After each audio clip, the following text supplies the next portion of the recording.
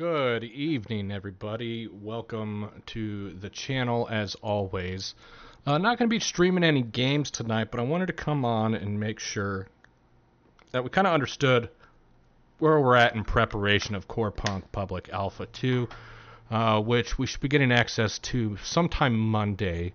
I want to go over a couple details prior to that, as well as announce a change to my schedule this week to facilitate the surprise upcoming Corepunk Alpha 2 streaming on Memorial Day, Monday, the 27th, as well as Tuesday, the 28th. We'll be getting through a lot of the new details that have been added. I'm very excited for this patch, if you will, if you want to look at it that way, but it's this test, if you will, as this will be my fourth test, all in all. And there's been a lot of progress made from a very bare bones, still wonderful to play. I wouldn't even say a proof of concept, or a little better than a demo, not necessarily like an early access.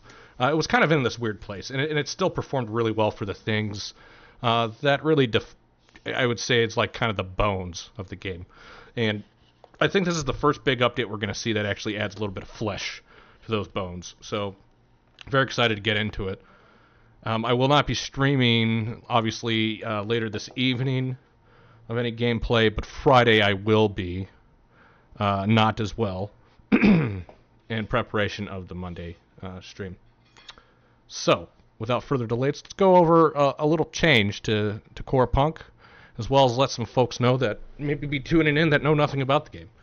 So the Alpha 2 public version was delayed to May back in April, as you can see, April 9th, 2024.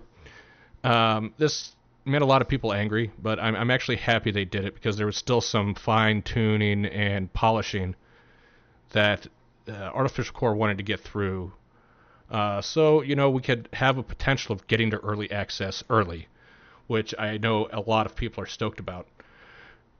With that, we're going through May 27th to June 2nd, all the way through. In earlier tests, I feel like it ran through that day and then ended literally at like 23:59, GMT. So, not sure if that's like June 1st, 11:59 they're going to shut down, or June 2nd, 11:59. We'll see how it happens, but a lot of new details described about implementing the progression systems that we wanted, as well as some of the new items, weapons, gameplay of some of the new heroes, and then obviously the quest progression logic, which has been under a lot of scrutiny over the last couple tests. Some of them being for the AI voices that were being used as placeholders. I thought they did a good job with it. Obviously, I'm not like a huge fan of it, but I know that they're making strides to improve it much better, as well as just natural progression of the earlier levels, kind of making you understand what you need to do as opposed to just thumb-dicking your way through it. Corepunk is not going to be an easy game, though, however. It was never designed to be. It was, I think originally it was sold as like a survival MMO with top-down gameplay from like way back when, and it's kind of evolved, I think, and the vision has been a little bit clearer on what they want to do. And the best way I can describe Corepunk, from my initial impressions and what I've touched so far, is you take the fluidity from League of Legends, you take the combat system as far as pacing from HOTS. It's a little faster than HOTS, a lot slower than League. You make things a little bit more deliberate, and you take that and turn it into an MMORPG, which I love, like completely in love with that aspect. That's what drew me to this. But then you add in survival elements, and I've never really been a huge fan of survival elements themselves. But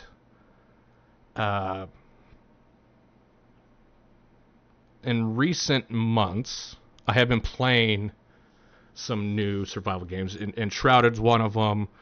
Power World was a big kick earlier in the year. really enjoyed that, looking to see where those go.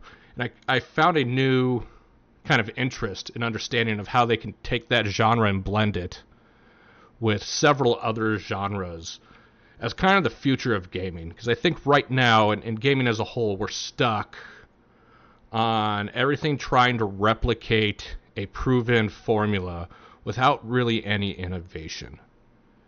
And I think Artificial Core is really onto something here with taking the likes of individuals who enjoy the MOBAs, who like the top-down isometric, 90s PC gaming, early 2000, Baldur's Gate 2, Icewind Dale, Pillars of Eternity were some of the more recent ones. Obviously, Baldur's Gate 3 was, Game of the Year last year. That kind of viewpoint. Implement a very simplistic approach as far as abilities are concerned, i.e. a MOBA. You get, 3, 4 skills, one of them being your ultimate. You could have gone to 6, but they decided to take more of a league approach and add in what appears to be, summoner spells-esque that you unlock via, I don't know, a quest line or the talent trees or whatnot. We'll be going over that here shortly. And throwing that into a massive open world with pure fog of war, which, let me tell you, the fog of war in this game is absolute insanity. The first test, we would jump in and we'd start killing a pack of wolves, and we'd try and kite them a little bit because health management is very key in this game.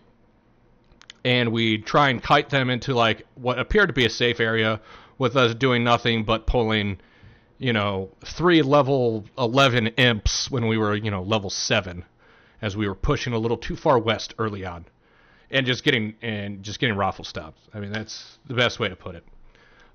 We went from that to what I believe we were at last patch, of it being a little bit more spread out. Still having those areas of tightness where you can't really kite too much without pulling more aggro. But for the most part, the beginning areas and the surrounding area around the main starting town, it seemed a little bit more empty. And I wasn't a big fan of it. In comparison to the original, I liked the chaos of the original. I just know that that's not everybody's cup of tea, and Artificial Core has a vision, and that's what they're trying to do. So a lot was just said. What does it mean? Well, Corepunk, MMORPG, MOBA combat style, survival elements. There is no passive health regen. There is no passive mana regen. Unless you're over 90% in one of the other two sources, of those two sources. So, if you get out of a fight, your hit points are 91%, you'll slowly regen back to 100%. If your mana is below 90 or 91%, but below 100%, it will slowly regen back to 100%. That sucks because the monsters hit hard, and it's hard. And you got to communicate, and you have to make decisions with the people you're playing with. The people I've been playing with, the party, we've all been testing for a while, so we kind of know the beginning area and like pushing through and what we were looking at off of the previous balances. But with this new update, what I'm excited to see is how much they've improved it for solo play. Now, last test, I did take a destroyer to, I believe, level 12, created a bunch of really good artifacts for my blast medic, dumped all the artifacts over to my blast medic via Jinx, and then went on a solo leveling spree as just a blast medic. And I want to say the first level of level 1 to 6 of the destroyer, which was what I soloed that part, took me about 2.5, 3 hours, and that's with me kind of knowing what I needed to do. And then when I went and did it with my blast medic with the full set of artifacts, I was able to get from 1 to 6, and I want to say about an hour and some change. Wasn't long. And I regained, or I didn't lose nearly as much health. My abilities were much stronger. My healing was much stronger. My heals went further, so I wasn't really worried about my mana so much. and I was only needing to either camp and cook or sit by the barrel in town. I'd say probably 50% of what I had to do the first playthrough. Now, I said a lot of things there. I said artifacts. I said campfires. I said barrel in town, cooking, eating food. A big part of this game that I really like, and I hope they keep it as interesting and as tight as it is currently, or was, where if you make a decision to kill something, or you make a decision to gank a boss or a group of enemies from some other players or player groups while out in the wilderness away from town, and you win, those people can still come back. They're going to drop an item if you were to wipe them, and you can, I believe, pick it up. I'm not sure. We haven't really tested PvP too much. But when you do die, you do drop items, and you do have to go pick them back up, or they're gone forever. You then, in order to heal, if everybody's out of mana and everybody's out of health, you have to put down a campfire and eat. And it takes time to passively regen your health and your mana at that point. There are some stims that help, if I remember correctly. And I know they were talking or looking at some potions. I didn't really play with the potions. I don't know if they're in the game. I'll be checking it out this time around to see if there's any high cooldown, one-touch use potions there. Now, why do I bring that up? Because every decision that you make has to be calculated if you don't want to suffer the consequences. Even just questing, you have to be very deliberate in your plan and come prepared as if it were a survival game from town with, bandages, with food items, not just food items that, do mana, but food items that do health as well, or both. Some that give buffs. The different campfires that you learn to make and you create and you can craft give you different buffs, and they give you different buffs to your food and mana regen as well. So a good one that I liked was a plus, I want to say it was plus 10 or plus 8 to physical attack, and regen was, increased by 9.6 seconds for both health and mana. And as long as you sat at the campfire and fully ate and rested long enough, you would get this buff, and it would last 30 minutes to an hour. I don't remember. I don't have my notes in front of me. It's kind of just up in the air. I'm trying to describe just the basics here. Now, another campfire that was really good was the max health, max mana increase. I want to say it was like 3%, but it made a big deal. But the food regen and mana regen was 18.9 seconds with some of the higher tier stuff you could craft. And I really like the complexity there because it weighs stuff. You have very limited bag space. I want to say it's 10 by or 8 by 5, so you have 40 slots, and that everything you carry goes into your backpack. Your quest items have to go in there as well, and there's a lot of items for the quests.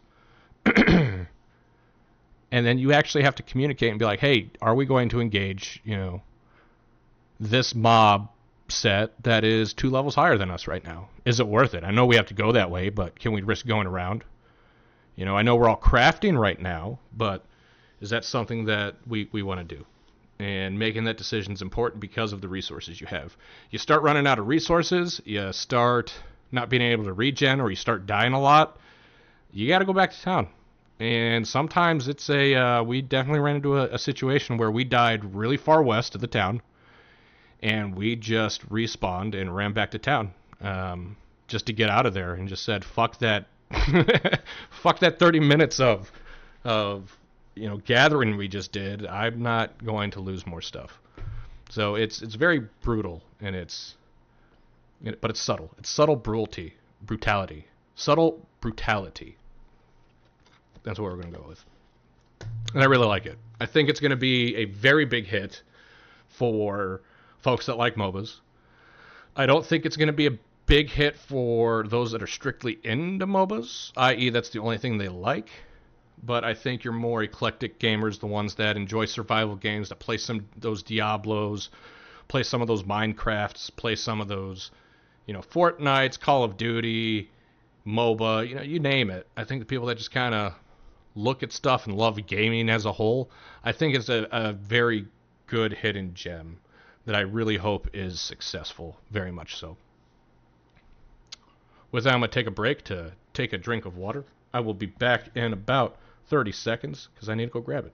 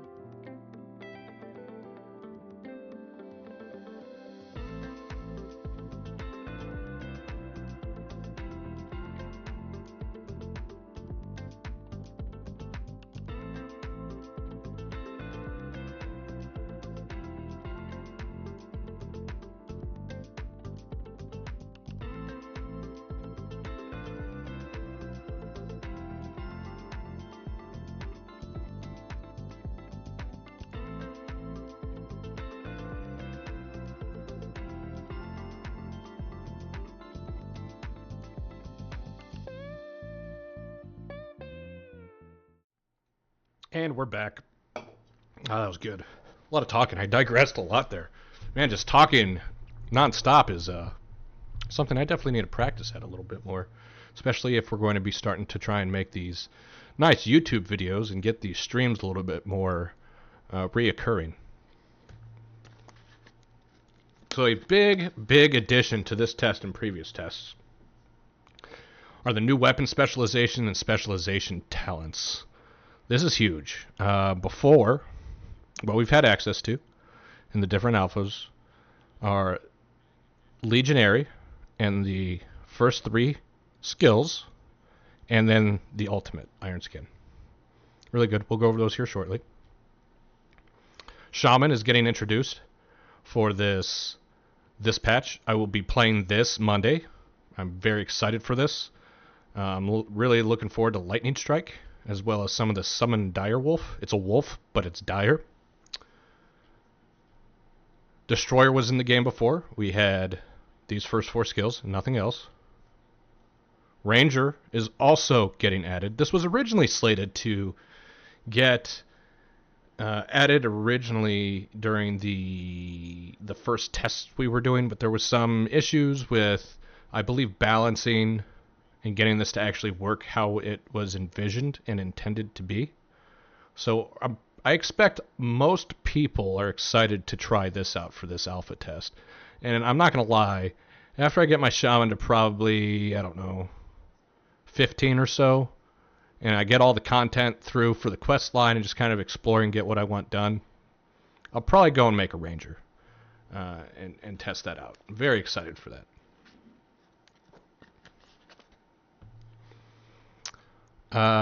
Blast Medic is what we had originally as well. First 4. That was kind of your healer. We'll be going over this here shortly as well. Infiltrator is another addition. Now, I'm not going to lie. When the game releases, or at least goes into early access, the character I'm going to make first and foremost will be the Infiltrator, because I love rogues. I just do. Just being sneaky and coming up on somebody and just killing them. It's everything that needs to be in PvP. Now, there are a lot of people, specifically MMO players, that may or may not have just heard that and say, fuck you, you stupid rogue. And that's okay. Your saltiness is why I play a rogue, so you're welcome. We'll be going over this as well. But the Infiltrator, that will also be in this test.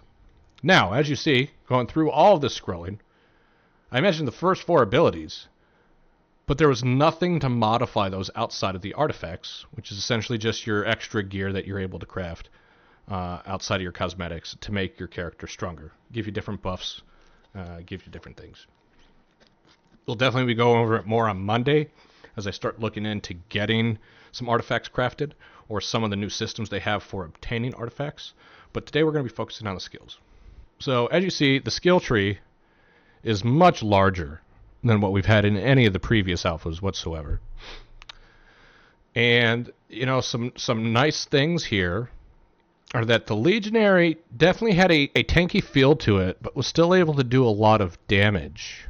And I feel as we got higher in levels, their tanking has dropped, as did their damage itself. Bringing in on Unstoppable, I think, is going to be huge. If anybody wants to level as just a pure tank, which I assume someone does, you get extra move speed. You know, it's your trinket, essentially. You get rid of all the control effects.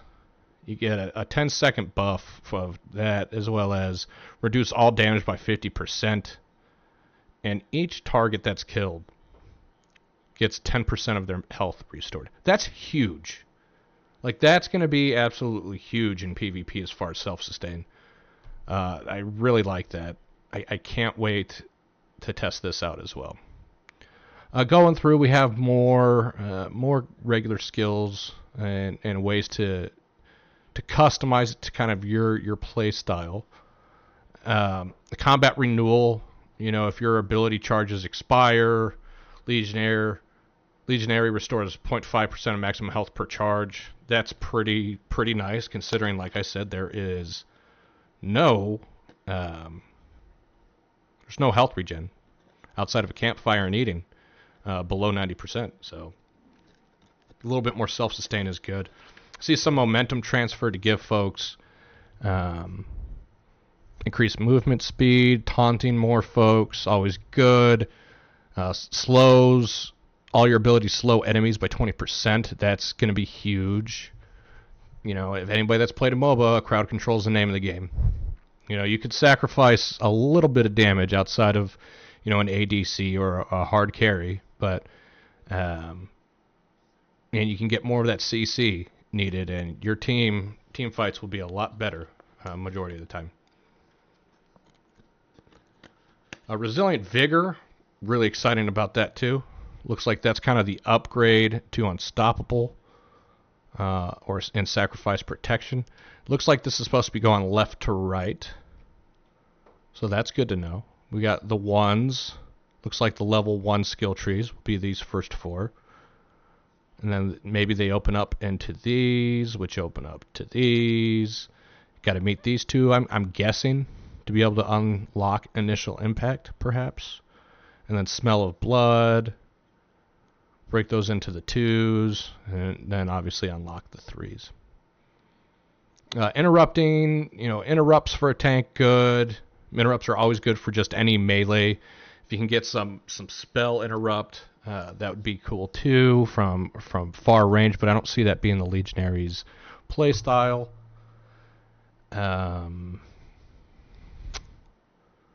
Let's see here. Increased damage right out the gate for Initial Impact.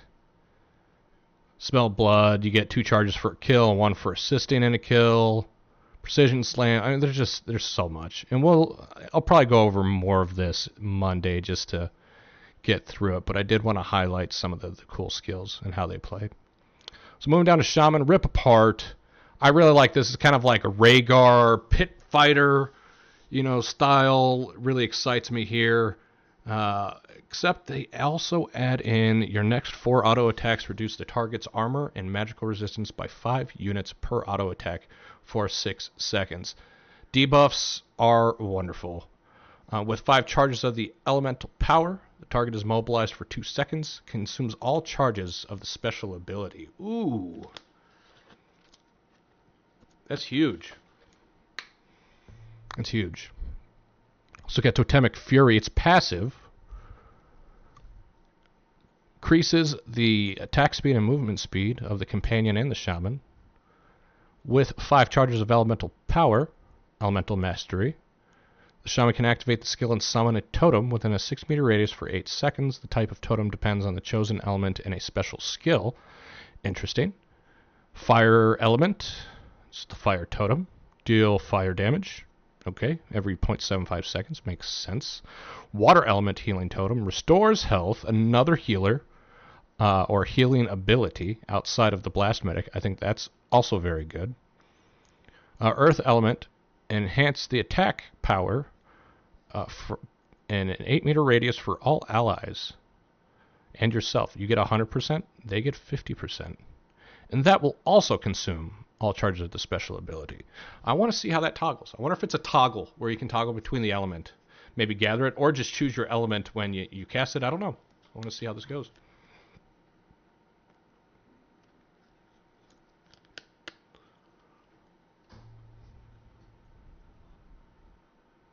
Oh, okay. By activating the special ability, the shaman switches between the elements of fire, water, and earth. So it sounds like you have to just keep going through it and time up your totem drops. That's going to be very interesting. I like that. Okay.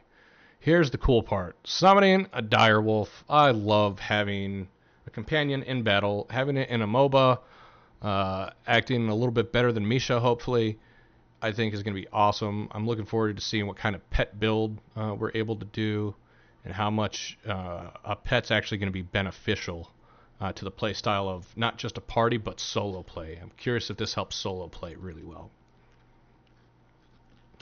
Obviously, a lot of buffs here. Knockback, CC, interrupt, obviously always good. All right, just a lot of good stuff here. Again, we'll go over more of this on Monday as things start to wind up and I'm actually starting to play. Destroyer was wonderful. I had a lot of really good fun with my Destroyer play through the last couple of alphas. Again, there was no rogue. This is more of just in your face, smack, spin to win, roar, buff your teammates' attack power and spell power, and just beat things to death. Real fun. I think this is going to be a very popular build in PvP later on as the game gets bigger and actually we get closer to full release, or even just in early access. It's just wonderful. Battle Frenzy is great. Once you get it, you get, as you stack up, you get 1% attack speed. Once you get to 10 charges, you start spinning around in an even bigger spin to win. And you just keep whirlwinding, baby. You know, and it just deals damage to everything near you. I think if we're able to add maybe a self-heal for a certain percentage as we go through the level up Destroyer, you're going to see this being a really hard class to get away from, especially if you play a squishy.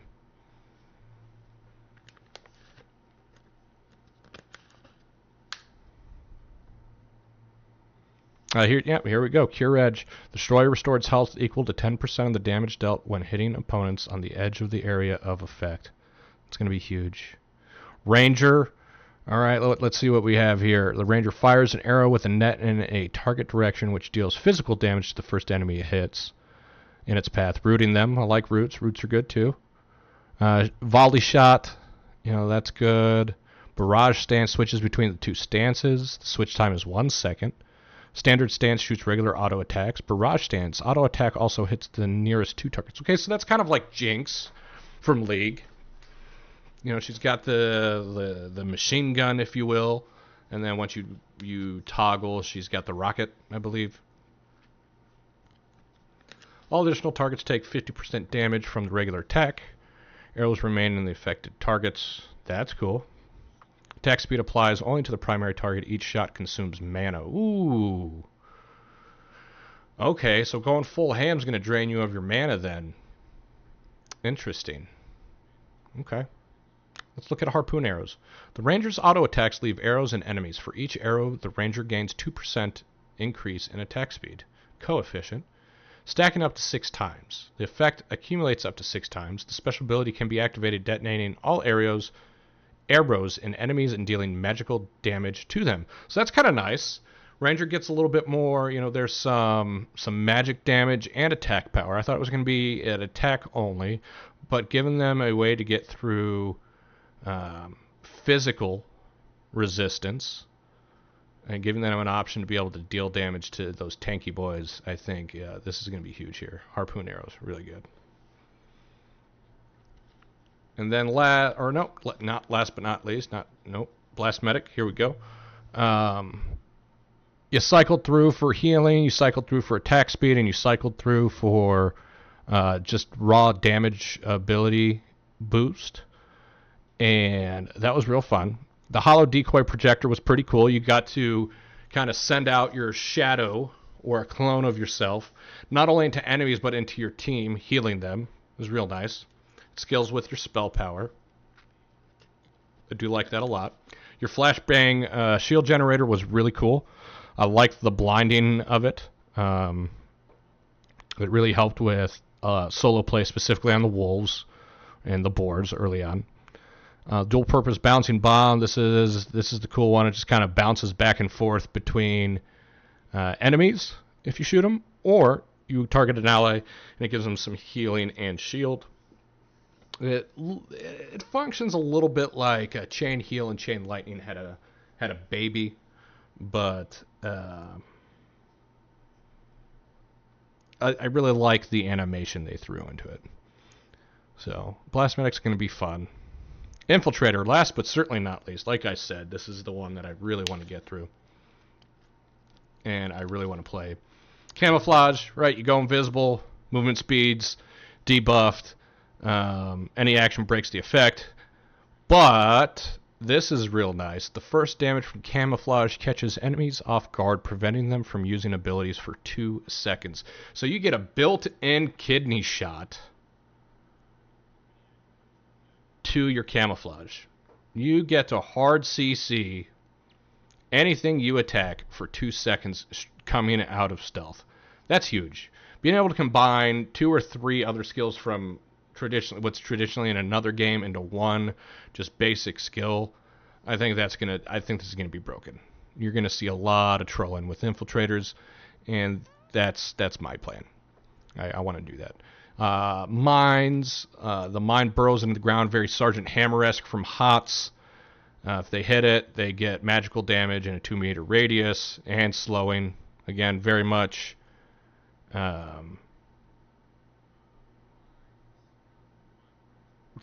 a Sergeant Hammer build here. The mine also instantly detonates if an enemy is within a 1-meter radius of its landing location. Only one mine can be active at a time. That last part I feel is kind of like dynamite from Hogger and HOTS. So it's a good Sergeant Hammer Hogger mix for their mine throw. Pretty excited to see that. That's not what I'm entirely excited about. There was a couple things down the road that I were more excited about, but let's check this out. Carpet bombing. Infiltrator throws a cluster of grenades on the ground in front of them. All enemy targets in the area receive an electric shock for magical damage. Additionally, they are rooted for 2 seconds by the electric shock. That's cool. Now, if you can camouflage, and while your camouflage drop carpet bombing, I'm curious if the root and the silence essentially stack. Am I able to go camouflage, drop a carpet bomb, root people, silence them, and then have my team jump on them and get that 2 second surprise round, if you will? Not sure. We'll see. Assassin's Edge. Attacks and abilities directed at an enemy's back receive a bonus damage of 10%. The fact that they implemented flanking and flanking damage makes me so happy. There are not enough games that give you increased buffs for attacking people from their flanks or from behind. I really like this basic setup. There is a typo here where it says the bomber. It's an infiltrator, though. Can activate a special ability and throw a dagger in the chosen direction, followed by a second dagger within 2 seconds. Upon hitting the target impales and deals physical damage. Cooldown is 30 seconds. After using the special ability, the bomber remains unarmed for 5 seconds. That sucks, but if you're getting an assassination completed, you might not need those 5 seconds. So very high risk, high reward. Very excited about that. Obviously, Shadow Grace and Camouflage, I think, is going to be absolutely huge, just for getting around. Movement speed from Blitz is going to be great. Shadow Step is going to be absolute necessity for anything that takes place for an infiltrator, in my opinion. Defense breakthrough, reducing defensive stats by 30%, amazing. And then Flurry. Flurry is going to be a necessary ability. When leaving invisibility, attack speed is increased by 20% for 4 seconds. That's huge, especially if you have them rooted and silenced and they can't go anywhere. Stab, stab, good night. Very much looking forward to it. Fade away, very good, like, oh shit, I can't take this damage. I'm in a wrong spot, fade away.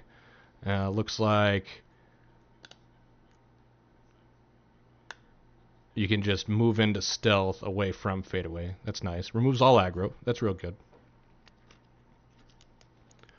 Ambush. Ambush is ambush. Anybody that's played a rogue or an infiltrator or an assassin in any other game knows that ambush is what it is. You get a guaranteed critical damage from stealth. And I think adding that is going to be, it's going to be huge. Everything else looks pretty nice too. So more on it Monday as we get through it. Moving into some of the passives and some of the stuff we're looking at for this test, we'll be able to get it up to level 15 and be able to combine any of the 2 branches listed in that class. The ability to combine all 3 branches will be unlocked in early access. Early access is slated to begin 2 months after this alpha, potentially, if the game is where Artificial Core wants it to be, and the players are happy with moving into that and not the assholes that our community has turned into in recent months. Well, I guess recent year. But you guys are my assholes. I love you guys. It is what it is. They would definitely want us to look at playing with some of the different talent combinations and tweaking some fun builds. Obviously, with a game like this, there's going to be a meta as the game releases, and there's probably arena seasons or anything like that. You're going to start seeing some meta builds as well as some nerf hammers coming in and buffs. So with a game like this, a huge thing is going to be balancing for quality of life. The world's been packed with new settlements, NPCs, and points of interest to explore. It's a lot more dense. I really like that. I was complaining about the density a little bit earlier on in the video. They were working on the balancing and some of the main adjustments that were provided last test, and we'll be working on the ones provided from this test prior to the early access. Food regeneration's been significantly overhauled. Now, without a campfire, food's a little bit more useful. Before it was kind of meh. So that's kind of nice to hear. Makes it a little bit easier. I feel like it's probably not economical to do so, but in a bind, I think it'll work out really good. Obviously, they obviously want us to have fun and enjoy the game as well. With the roadmap coming up, first is localization. The voice generator is going to support 26 languages. I haven't gone through this yet. I want to see if they added Japanese. I've been requesting Japanese for a long time. Let's see if it actually got added. I don't see it. I see Korean. Japanese, there we go. All right. So Japanese will be on there. Maybe I can convince my wife to play this game with me now. We'll see how it goes. I might give her a shot during the early access to play with this game a little bit. So that's good to know. Localization into Japanese. Each language will get it. Maximum level during early access will be level 20. Level 20 will be the end game content throughout early access until the full release. Personally, I expect the full release to probably come in a year or so. I know right now they're releasing just a small chunk of what's planned as far as races, racial areas, and classes. But I think once we're in early access, they get that initial fund of money, those initial donations, those initial supporters and backers. and people start being able to play the game and be able to get into more of a live testing and production model, we'll start seeing the speed on which content is released much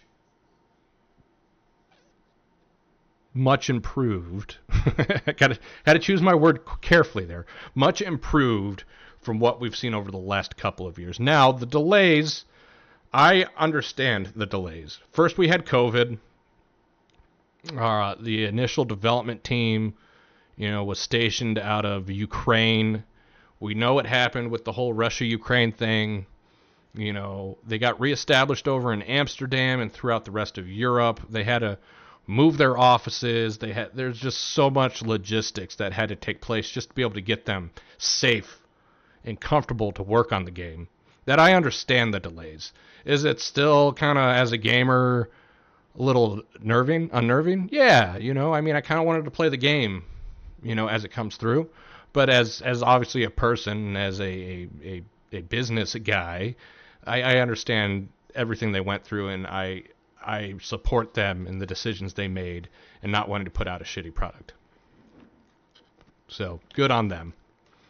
We're going to receive 2 new large settlements with new biomes and NPCs inhabiting them. All new locations will be level 20 locations. That's awesome. We're going to have actual endgame content during the early access, which, if this is successful and we hit it as early as we want to, we're looking at August release time for early access, potentially September. That's a great holiday gift for me right there. If I could get into early access prior to my birthday, which is in the wintertime, I will be a very, very happy camper. This channel will be streaming a lot more. We'll be getting a lot more content to push to the YouTube, build that up, Facebook, TikTok, you name it. I've built this channel specifically around trying to get Corepunk, not even really marketing or advertisement, just get more people to understand that this game is out there and that there are people that are excited to play it. That does not mean I have not provided some negative feedback either, which we'll get into here shortly. The new thing is, or the other big thing too, is mount access in early access. Very excited for that. Here will be some of the early access passive talents. I don't know if this is going to be fully in Alpha 2. Looks like it is. Yeah, looks like it is. And then some of it will be early access. Just going through adding all of these nice just support elements, assassin, tank, medic, being able to specialize and actually do something, mage, more tanking, hunter, Pathfinder. That looks awesome. I think Pathfinder is going to be amazing for solo play. I'm really excited to do maybe a destroyer Pathfinder. That'd be real cool. I'm really looking forward to that. So that's where we're at. That's what we're looking for Monday. So negative things. Some negative things I did not like about the previous tests that I think Artificial Core has addressed.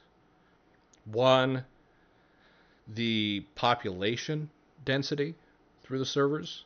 I don't really feel like I saw many people. Obviously, in the first 2 alpha tests, there wasn't a lot of us playing. Fortunately, the group we've always kind of partied up with has been in every test since then, and we've all been able to play together and have a good full group to quest. So that hasn't really changed much, and I like that. But not seeing much of any other players outside of our group, especially when we're in town and you've got 4, maybe 5 other people you run across, when we know that there's 10,000 people playing between the 3 service areas. I mean, that's kind of... I hope that's fixed in this Alpha 2, because it's an MMO. You need to be able to see people, and especially with there being PvP zones, and I believe PvP being a huge part of this game, you need to be able to swamp up on some people, yell swamp bitch, and take them out. Just simple. I mean, it's just the way it is. So I'm really looking forward to see what they did with that. Another big negative to me was how spread out some of the quest items were for the starting area. I always look at the starting area as obviously a tutorial. I know Artificial Core does not want to do hand-holding, and I support it 100%. They want it to be hard. They want it to be ruthless. They want it to be a great, just difficult game that rewards you for the decisions you make or punishes you for the decisions you make. But the plumber quest with the pipes, that's changed twice in the last 2 tests.